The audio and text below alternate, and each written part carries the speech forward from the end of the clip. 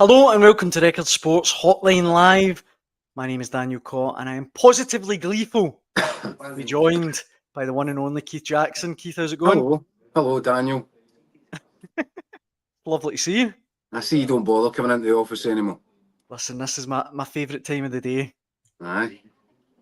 I've got my own setup now. You know what I mean? I've just branched out, Keith. That's all it is. I've outgrown you. You've outgrown me because you can't leave your own kitchen. It's a favourite time of the day because you're about to get fed. That's what it is. Some of us are in here working, putting the miles in. Aye, that's fair. Well, some people that didn't quite put the miles in last night, you could argue, was Celtic. We obviously talked before the Borussia Dortmund game. We made some predictions, and in fairness to you, you did say that you thought it could be a long, hard night for Celtic. I tipped 2-1 with an Adam Ida winner. Didn't quite go that way. No.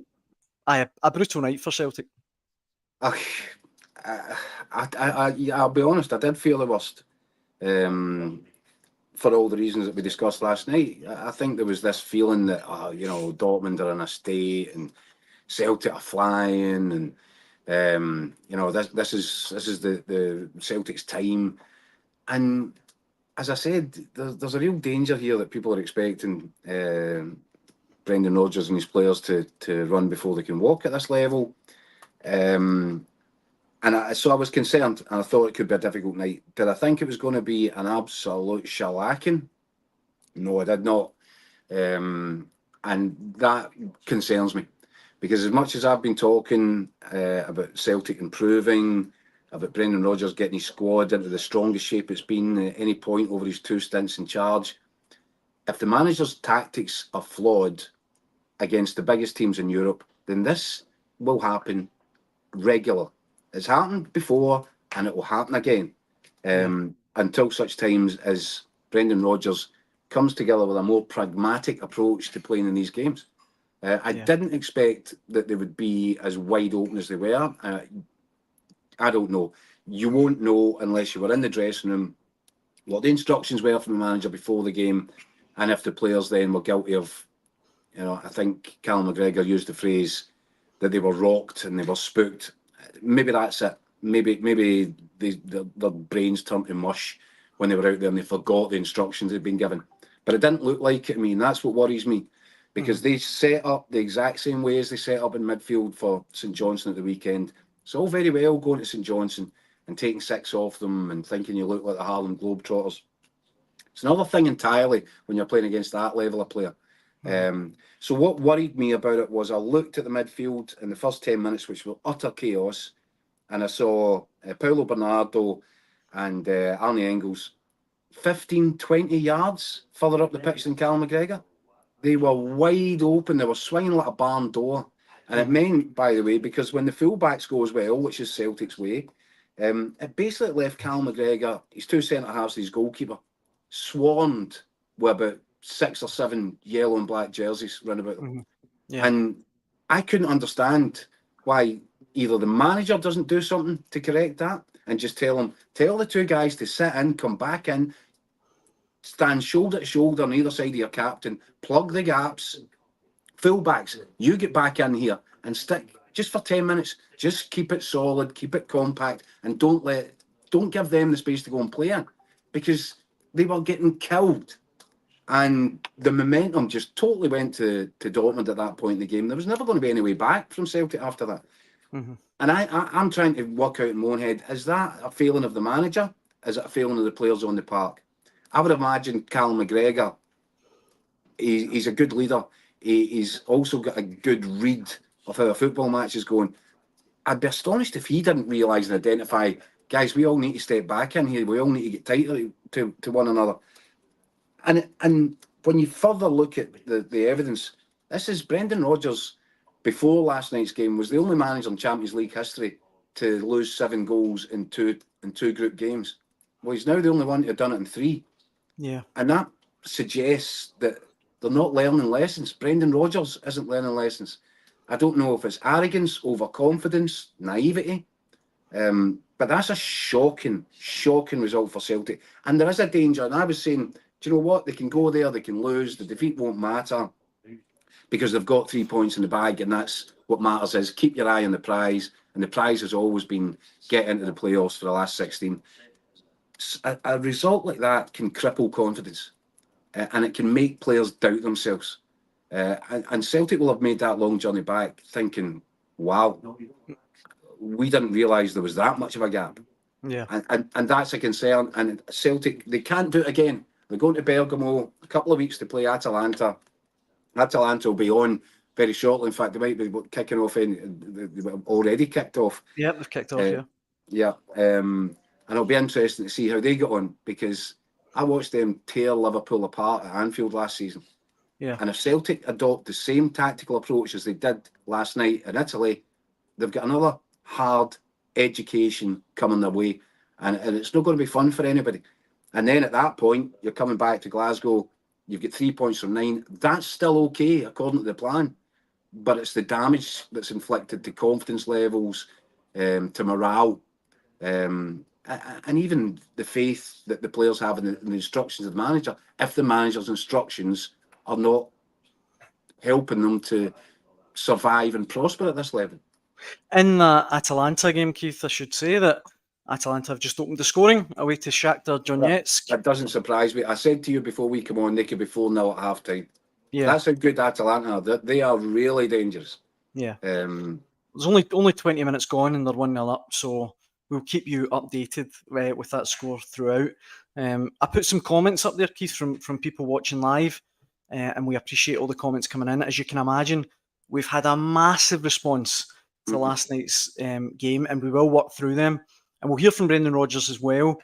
But before we do that, Michael Gannon's from Record Sport was at the game last night, and Keith, you caught up with him a little bit earlier on to get his take on it. Let's hear what he said.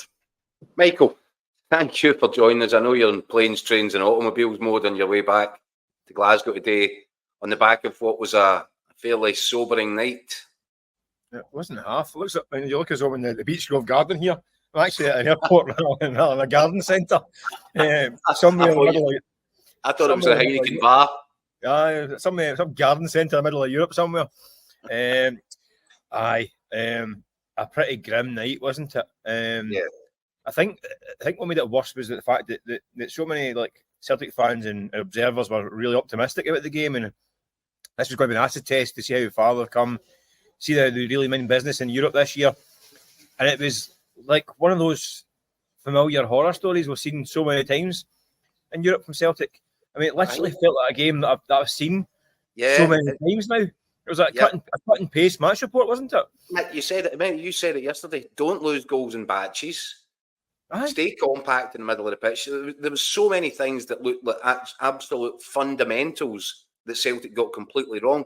And it does point to a thing now, because Brendan Rodgers will hate us talking about this, but his record in the Champions League is close to being pretty abysmal. I think he's got the worst manager of any consistently performing manager in the Champions League. He's the only guy that's lost 7 goals in a Champions League game twice. He's now the only guy to do that 3 times. Aye. He's lost 5s and 6s. Mick, he has to change. Did you think he's got it in him to change? I think he has got it in him. I mean, listen, I don't think they didn't go gung-ho last night, right? It wasn't like they went gung-ho like they played against St Johnstone or Ross County, but they did try and... They set up the same way. The same formation, they did try and impress the Dortmund, especially the middle of the park.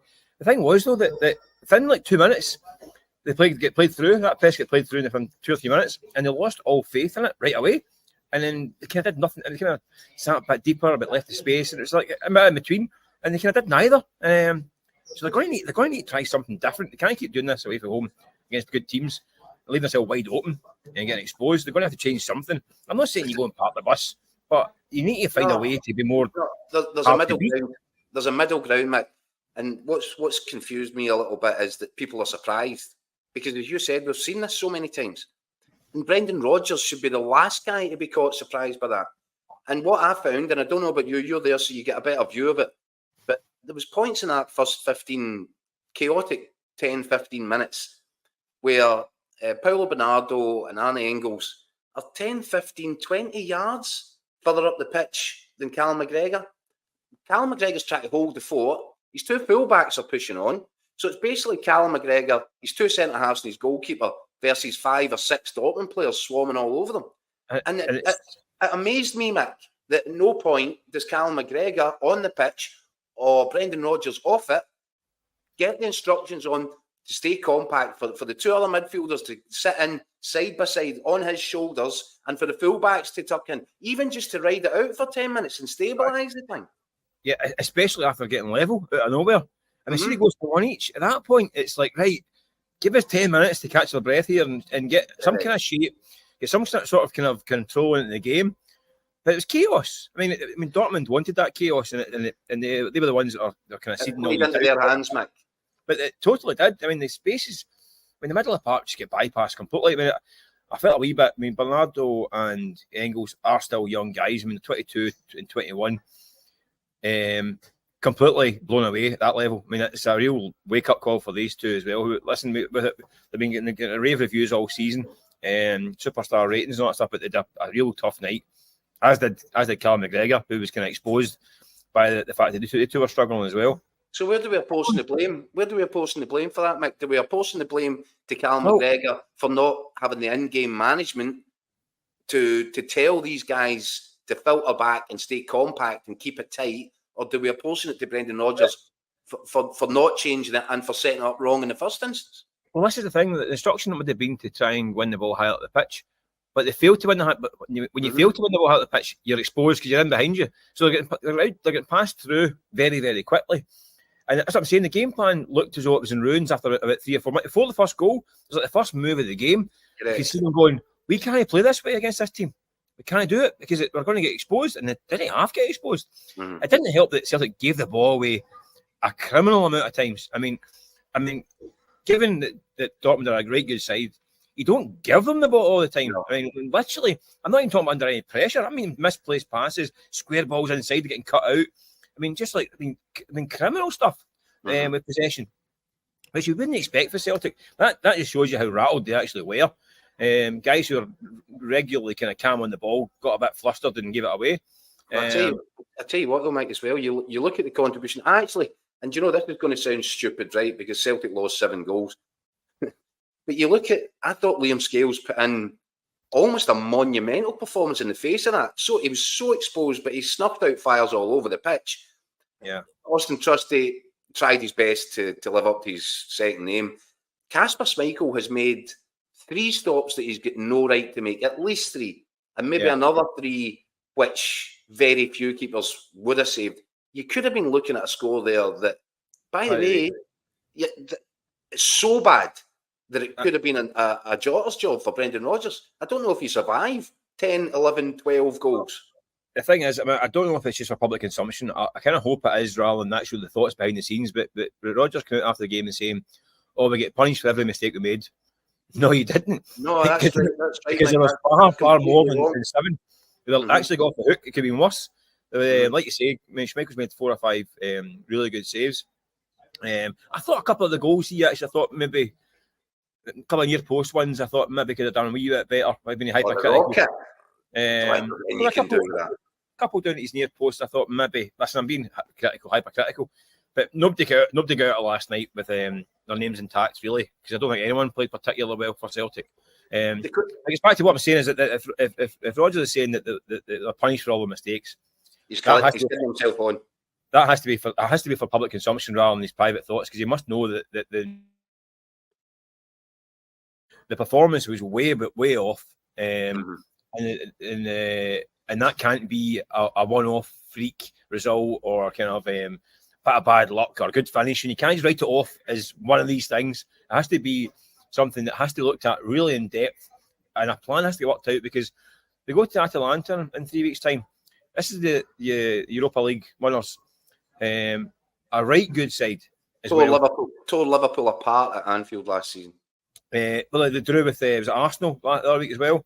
A good side. I mean, I don't think they're quite as explosive as Dortmund, but they're a right good side. Oh no, mate. I know, famous last words, but they're going to need to come up with a very quick game plan to work out how to play it. Listen, it's tricky, Keith, isn't it, for Celtic? I get it, because the game plans for Europe and Scotland are so different. I mean, Celtic at home. But they're not. This is the thing. They should be, but they're not. No, Brendan Rodgers is allergic to the word pragmatism, and he's going to have to get over that. I don't quite agree with that. I remember, listen, see the Nou Camp 7-goal defeat. He played a back five that night. He tried to kind of be defensive, and it went way wrong as well. So I don't think that's quite the case. But I think what I mean is his team's built to have possession and be quick and high pressing and all that stuff for Scotland. But that game plan is completely the opposite of what's going to be required against these big teams in Europe. I don't know how you get to that point where you can flick a switch and go from that team to the European team. Listen, it might work against Bruges, Young Boys Bern. Yeah. RB Leipzig, maybe. That's kind of a tricky one. Again, Villa's going to be another hard game for them down in England as well. But these are things, he's going to need to come up with some sort of plan that they can switch between for these kind of games. You can't keep getting beat 5, 6, and 7s for these big teams in Europe. It just can't. You need to be hard to beat at some point. Quickly, Mick, because I know you're pushed for time, you've got a flight to catch. Do Celtic, they have done this previous, showing the capability of bouncing straight back at the weekend. Do you expect that? No, I have no doubt. I mean, last year they lost 6 to Atletico Madrid, and I think they put 6 past Aberdeen the following weekend. Likewise, they put 6 past St Johnstone on the weekend there, and then lost 7. So I think they can take that away. They can detach from Europe from Scotland. So I don't think it's going to be a kind of hangover. What they need to do is have a plan in place for that Atlanta. 3 weeks to work out a plan, because this one ain't working. So they need to figure out some way of playing in Italy. Listen, at the same time, these away games, I don't think really matter. It's the 4 home games I think are going to matter, or 3 home games, and the one in Zagreb. Agreed. Are going to matter. If they get 9 points from their 4, they're jamming. But then what happens is they qualify for the last 32 or last 16 and take on another team at that level. Yeah. Another team when they put 6 past you, so you need to figure out a way to play against them. Michael Gannon there, Keith. Before we go on, we've had, as I say, a huge amount of comments sent in, and I promise you we will work through them in just a minute. But before we go any further, let's hear what Brendan Rodgers had to say after last night's game. It was a tough watch, to be honest. We weren't quite at our best, and they showed why they're a top team. So we didn't make the start that we wanted, and then I was just saying to the players afterwards, I don't think I've been involved in a game where I felt that every single mistake that we made got punished. And that's the level. It's any misplaced pass or moment that they had, it just seemed to end up in the back of the net. So and then on the other side, we had a couple of moments, obviously second half, and it didn't just quite fall for us. So I think at this level, especially away from home against a top team, you need to be at your highest level, and we weren't that, and they were, and you could see the level and quality that they have. Right, bear with me, Keith, as I go through a few of these because some of them are quite verbose. But here we go. Gerard Dowdle says, "I think we were the laughing stock of Europe last night. That embarrassed Scottish football. No team can get anywhere near us in the league, and we got absolutely pumped." Mark Moore, Celtic have to adapt for the Champions League with the way Dortmund played last night. We were never getting anything from the game, but you have to see what is in front of you and adapt and do the basics right. We were too high up the pitch, and they were playing through the press with ease and crucifying us on the attack. Yeah. That was obvious from the first 10 minutes alone. Yeah. Sid Donnelly follows up by having a go at Rodgers, saying a truly elite manager is tactically aware. Rodgers is not, nor has he ever been an elite manager. He blew the title when he was at Liverpool. He won the FA Cup and then relegated Leicester. Returned to the only league where his shortcomings as a manager are not continually exposed. He believes his own hype and completely devoid of any sense of his limitations. And final one from William Irvin. Celtic are a great Scottish team, but in recent years they've been clueless when facing European opposition. Brendan is out of his depth at this level, and they will repeatedly get spanked if they don't change their business model and invest in European competition. Actually, one more, Keith, sorry. Joe Mack, Celtic fan for over 60 years. The blame for this result lies at the manager's door. The board have backed him, so unlike previous defeats, it proved to me this guy is not a top manager. It's fine defeating smaller teams week in, week out, but the guy hasn't a clue at Champions League level. Go now before you damage the club even more. Wow. So the response has been pretty vociferous. I've been critical there, obviously, and I will be critical because he deserves to be criticised. I mean, he talks there afterwards. One of the comments there mentioned level. If Brendan Rodgers used that word once, he must have used it about 15 or 16 times over the course of the 8 minutes of his post-match interview.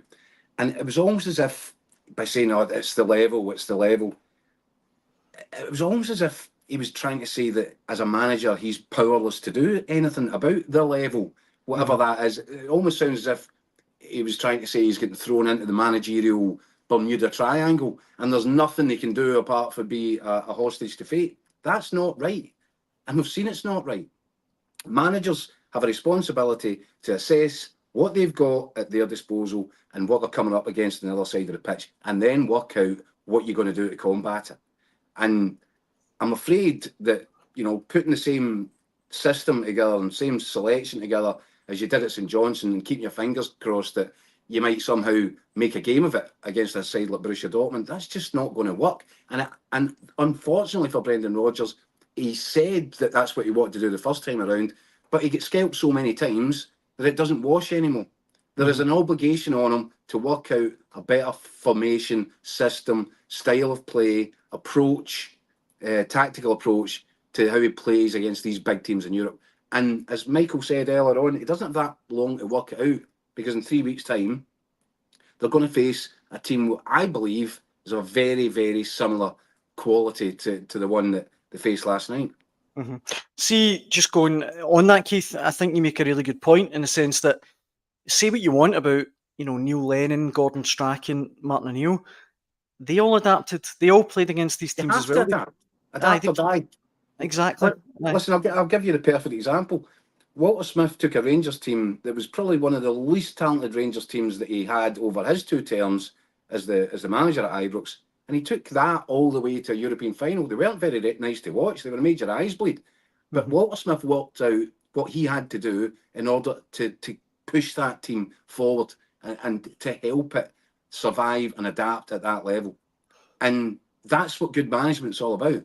It's all very well looking good, and in a sense, I wouldn't go as far as to say Celtic are pushing at an open door in the domestic scene, although they kind of are. But the real test for Brendan Rodgers is, how do I change? How do I protect my players when they're in a scenario as dangerous as this one? And time again, he's coming up short, and he really has to do something to correct that. Brian Wilson here on Facebook says, "We were gubbed by a vastly superior team. There's no way any team in Scotland could live with Dortmund. They're not even the best team in Germany. It was 7-1, but it could have been a lot more." And just on that, Keith, the whole idea that it sounds mad to say, it could have been 10, 11, 12-1. And you mentioned it in your chat with Mick. Say it had gone that way. I don't know if you survive that as a manager. Aye, that's what I was going to ask. You really think, even though he's got so much credit in the bank in terms of the football that he's got, Celtic playing, the amount of trophies that are stockpiled up in the boardroom, Giovanni Van Bronckhorst took a 7-1 at home to Liverpool, and he never really survived that. And by the way, only a few months earlier, he'd taken Rangers all the way to Seville in a Europa League final, which is a big tick in the box that Brendan Rodgers doesn't have. But Giovanni Van Bronckhorst was never recovering from 7-1. I don't think it's the same for Brendan Rodgers. I don't. But had it gone to 8, 9, 10, double figures, 11, 12, and it could have done, I'm just not sure that you survive that. the thing is as well that, as you can probably, accept, a lot of fans, Rangers fans and other fans of other clubs, Rangers easy okay, beating Dortmund isn't for everyone, I suppose. They're quite gleeful at Celtic's disastrous display last night. But I would just say, if Celtic take a gubbin like that, what does it say about the rest of Scottish football? Because Celtic are absolutely strolling it, haven't even conceded a goal in the Premiership. So, yeah.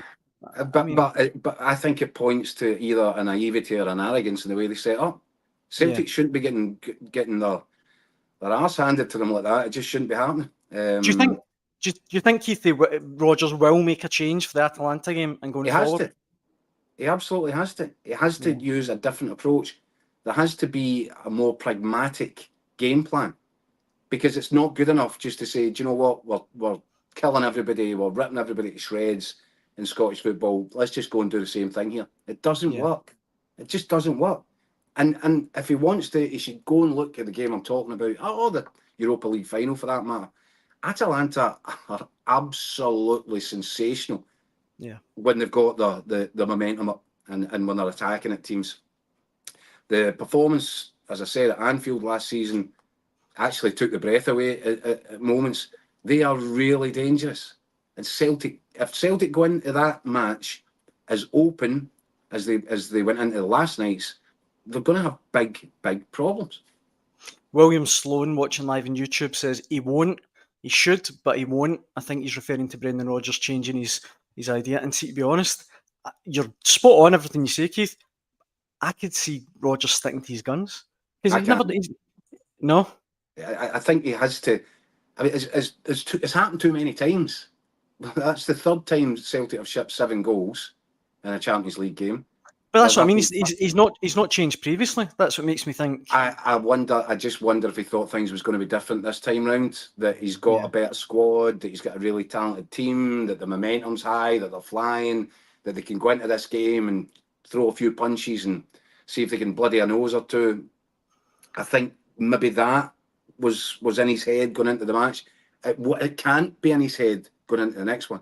He has to go over there and think, do you know what? It doesn't really matter if we lose this with a 2-1 or 2-0, even a 3-0, as long as we perform well, as long as the team's structured and it looks more like a team capable of being robust at this level.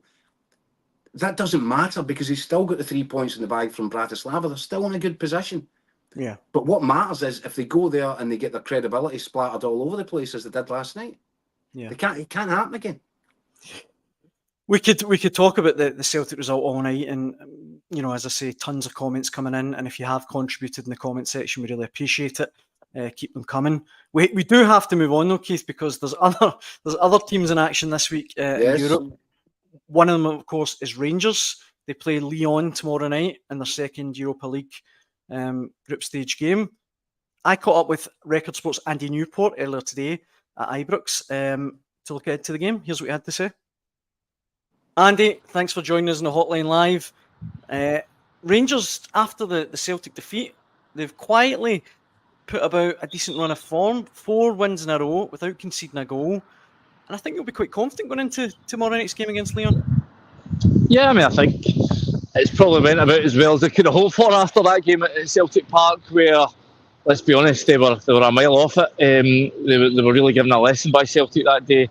I think a lot of belief and confidence in this team sort of vanished there and then. So from that perspective, the fact that they've been able to rattle off 4 straight wins, 4 straight clean sheets, it has been encouraging. But I think we also know that this is a team that's still got a long way to go if it's going to be competitive domestically. But in Europe, they've shown over the last few years that even when things aren't going great at home, they always seem to do fairly well against European opposition. Obviously, they topped the Europa League group last year, got to the knockout rounds, having made to the final, what was that, 2-3 years ago now. So, a cracking result last week in Malmo. I was there in Sweden to see that. They really did get the competition off to as good a start as they could have hoped for. So, obviously take on a Lyon side that, Lyon obviously still a big name in French football, but I'm not sure that they're quite the force they once were.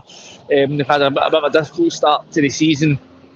They obviously did get a win against Olympiacos last week. I think it was Toulouse they played at the weekend and got a 2-1 win. So they've picked up a little bit, which may be a wee bit of a concern, but they're still sort of very much mid-table.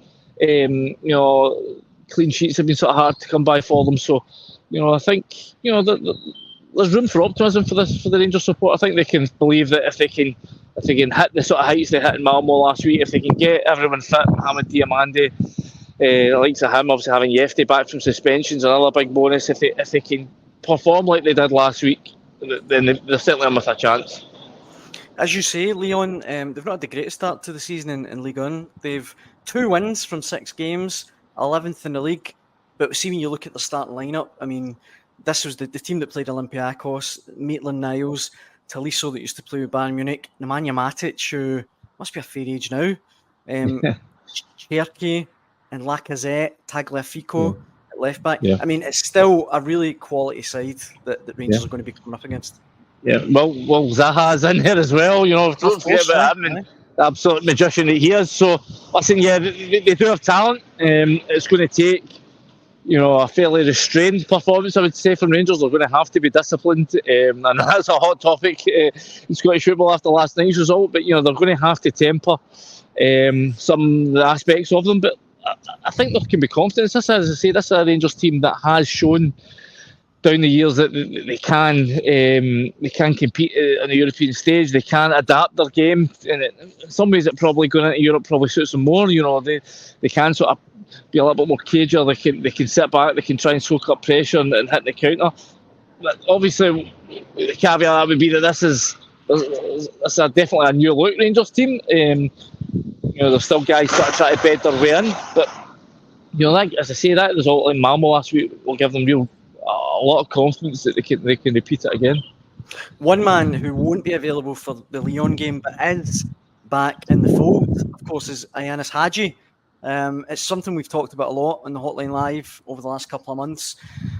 I mean, just from a personal standpoint, Andy, I'm really happy to see him back. I mean, his attitude, by all accounts, has been brilliant, and without being disrespectful to the players Rangers have got, I think he definitely is an upgrade on a couple of players they've got in attacking options.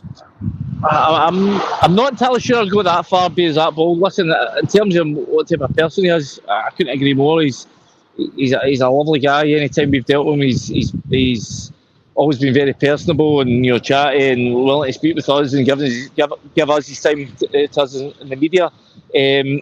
But I do think there's an element that he's become a better player the longer he's been out than we remember him.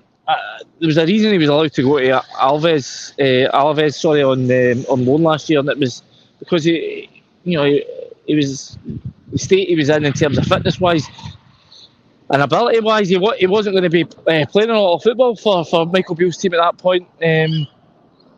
If Luke came in, we tried to ask him a few times about him, and he didn't really want to discuss him on the basis that he was over in Spain and he wouldn't be any use to him, and there was no recall option, I don't think. So he was away in Spain for the season. Obviously, he comes back. We're aware of this contract issue, which means that if he plays another game, he was due a significant wage rise. Obviously, that's been the stumbling block, and the reason why Rangers have been sort of so keen to try and get moved on. That didn't happen, so they've now had to go back to the negotiating table and thrash out an agreement that allows him to play without getting a significant wage rise. But it goes back to is he better than what Rangers have got? Is he better than a Tom Lawrence right now? Listen, I think pre-injury, yeah. I think I was thinking about Ianis Hagi. If he had pace, he wouldn't be playing for Rangers. He would be playing for a top level, because technically he's excellent. He's just always not had that wee bit of proper pace that I think you really need if you're going to make it one of the big European sides. He didn't have that. I think there's an argument to say that after his injury, he came back and he was maybe even a half a yard slower than he was previously. But you've seen, he went to Euros. He got the last 16 of Euros. He's been playing for Romania in the Nations League since the season started. Won a penalty. I think it was against Lithuania. I think it was. So he's still capable of playing at a reasonably good level, but is it going to be good enough in terms of getting Rangers to the next level or where they want to get back to? I'm not sure about that. But again, listen, he's there, he's earning a wage, he's earning a decent wage.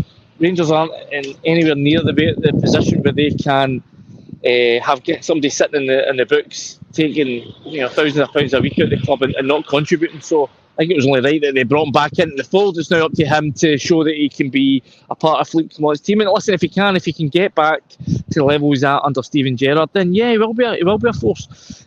Obviously, it's difficult to judge when he came back.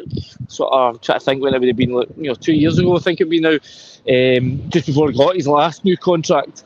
He looked like a guy that had come off a long way off and was struggling with a knee injury. So listen, he's had a year at football in Spain. He's a big summer with Romania, so maybe he's ready to sort of get back to his best. But I think it's now down to him to show him, and that's what Clint Comont was basically saying today. We were asking him, how much is it, how good is it to have him back? And he says, well, yeah, and we asked the question, how far off it is he to the rest of the team? He was like, well, do you want to measure it in miles or kilometres? I think that was just a joke, but I think what he's basically saying is it's now down to him to get himself properly fit and then force his weight. Then he's got a battle to get back in the team, because the number 10's obviously Tom Lawrence. Not everyone's cup of tea at Ibrox, but you can't argue with his impact this season. He scored 2 match-winning goals in the last sort of 3 weeks. So, that's the kind of impact that Yanis Hadji is going to have to make if he wants to get back into this team. I know we're a wee bit pushed for time, Andy, but before I let you go, obviously, it'd be a bit mental to say that this is a must-win game for Rangers tomorrow night if they want to progress in Europe. But when you look at the rest of the fixtures, Steaua Bucharest at home, but then Olympiacos away, Nice away, Tottenham at home, and Man United away. This is a team that apparently have had financial difficulties in the last couple of years, but yeah, have still managed to spend £20 million, £30 million, £17 million. So they've still got some serious talent, as you're saying. So yeah, listen, any game at Ibrox is winnable. For Rangers, they'll have to hope, they'll have to believe that. We saw, as I say, only in 2 years ago, the power that this place had to lift the team, to energise the team to new heights. So they'll have to hope that it can do that again for them. But they have to be flawless. They can't afford to make mistakes. I know this isn't the Champions League, but we saw last night with Celtic what happens when up against top class opponents, you make basic mistakes, you get punished, and you get punished heavily. So Rangers will know that they have to go out there and put on a pretty much error-free performance. If they can do that, they're in with a chance. What's your prediction, Andy? I've written for the paper tomorrow, 1-0 Rangers, but I sort of caveated that on Mohamed Diamande being fit and being back in the team.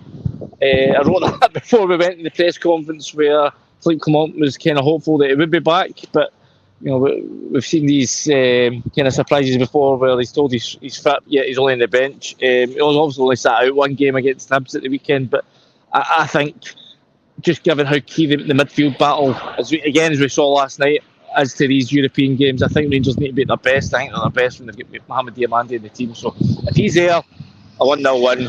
If he's not, then perhaps it might be a longer evening for him. Andy Newport there, Keith. Before I bring you back in, let me just run through a couple of comments on Rangers. Darren Smith, so glad common sense has prevailed here. Hadji's 10 times better than Lawrence, and we need him. But Stuart counters it with folk need to calm down. It's amazing how good a player becomes when he isn't playing. And Sejad on Facebook says, unfortunately, it comes back down to the one Scottish team again to raise the coefficients and raise the morale of Scottish football. Keith, how do you think Rangers will get on against Lyon tomorrow night?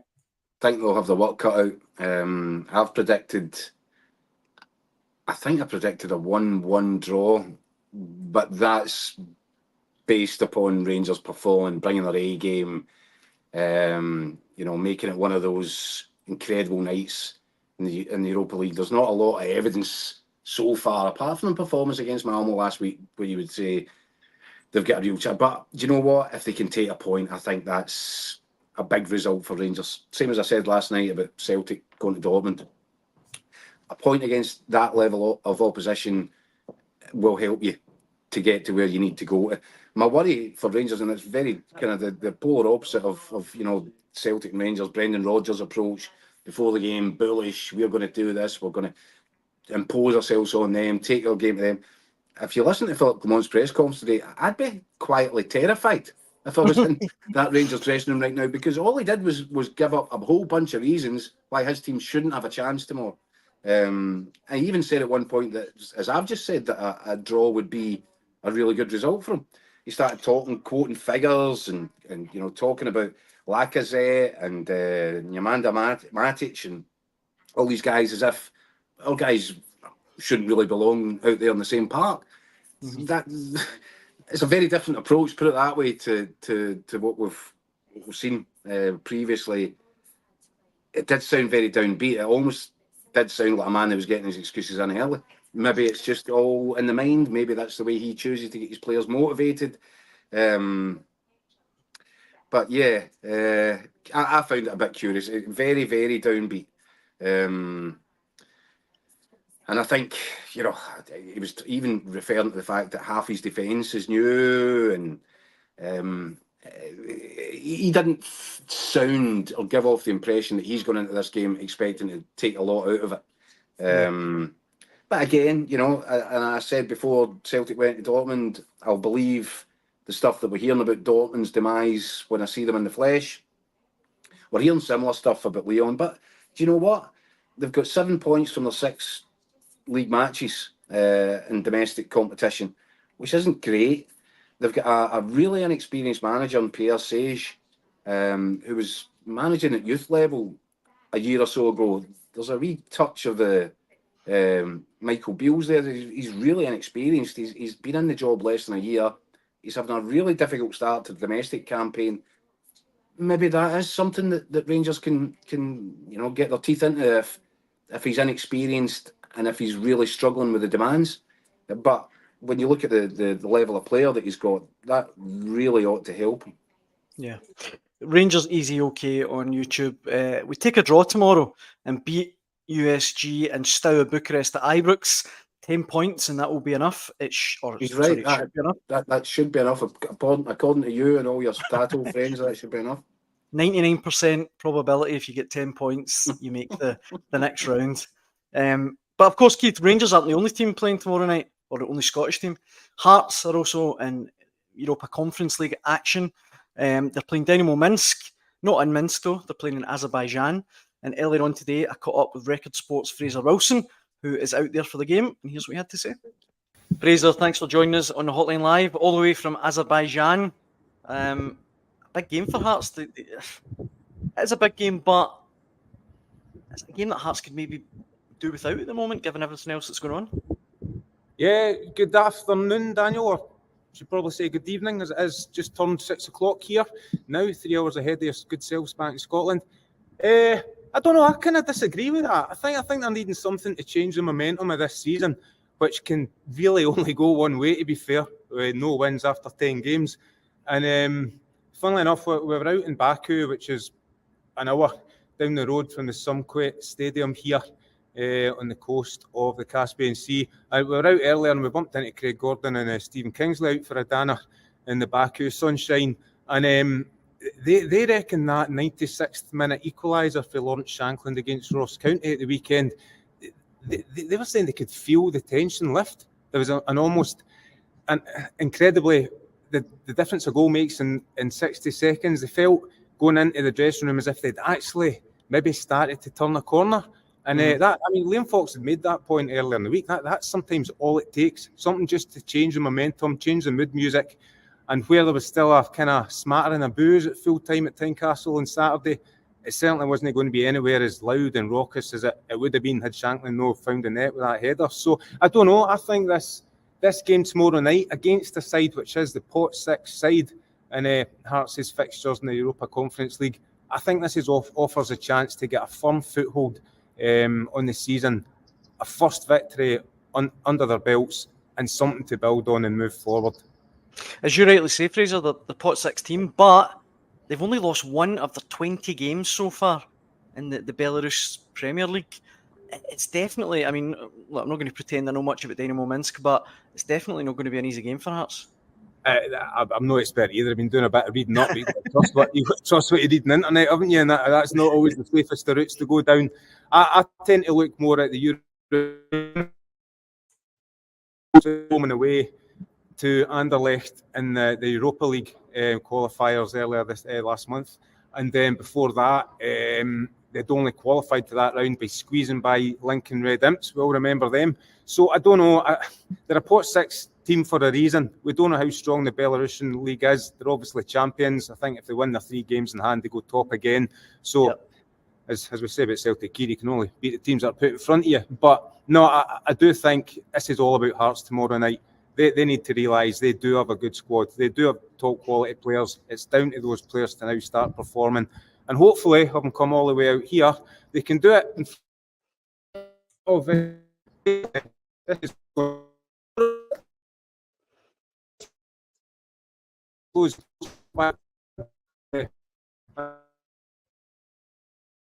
is going to be pretty.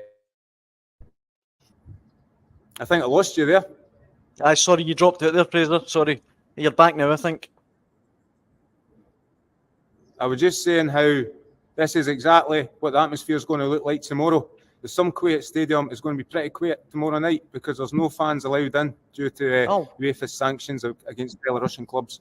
So it's a throwback to the COVID times. It'll be an empty stadium, no fans in, and all the talking literally to be done on the park.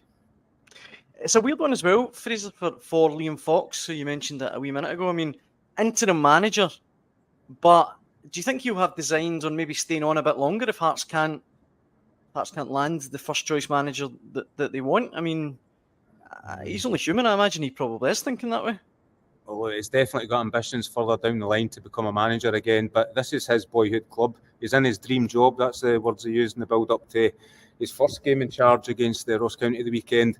I think they've made it pretty clear this is a 3-game stretch. They really do want to get a manager in place in the international break, which of course starts next week. But they're keeping their cards very close to their chest as to how that hunt for the new boss is going. But in terms of Liam Fox, he'll answer the call. He'll be in charge as long as they want him to be in charge. But he's already been told the job won't be his long term.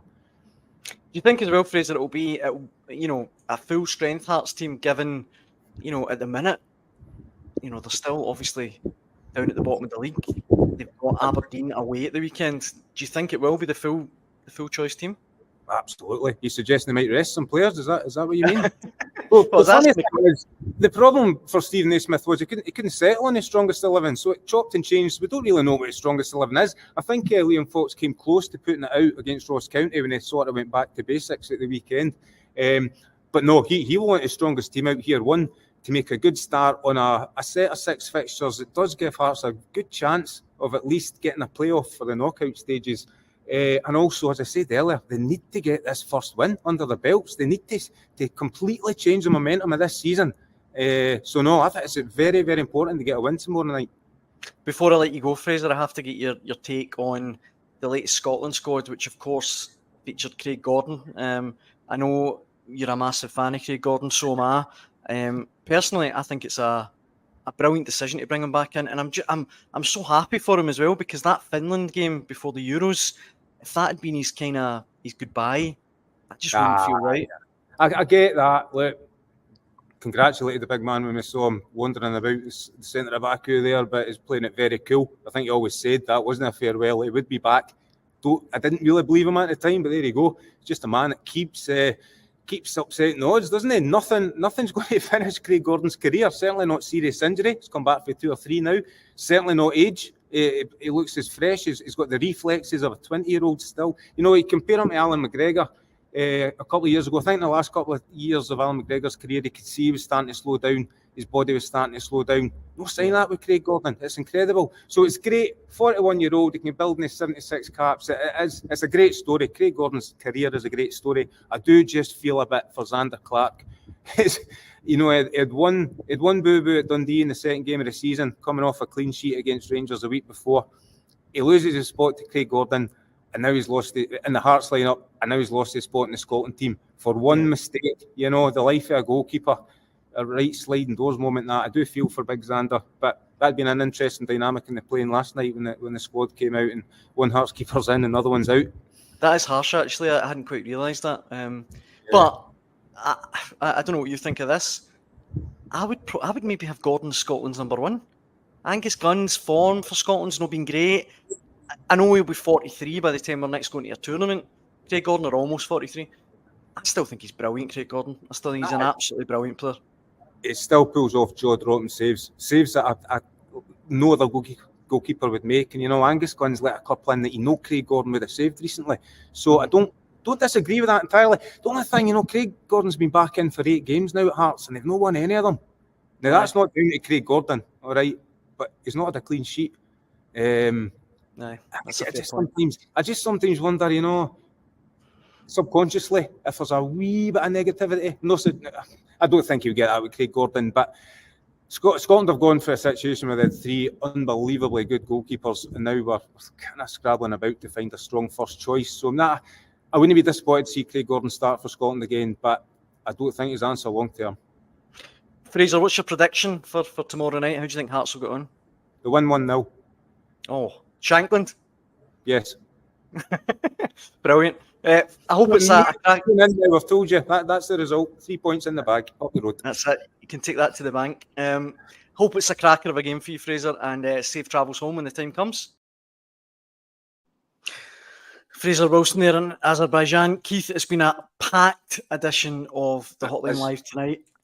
I like the bit where his Wi-Fi dropped it. That's the most sense I've heard him speak in a long time. By the way, have you ever seen a man ever make the transition as easily from Dumfries to Baku? He looks as if he's found home from home. Maybe he'll stay there. Before we go, Keith, I'm going to put you in the spot like I did with Fraser.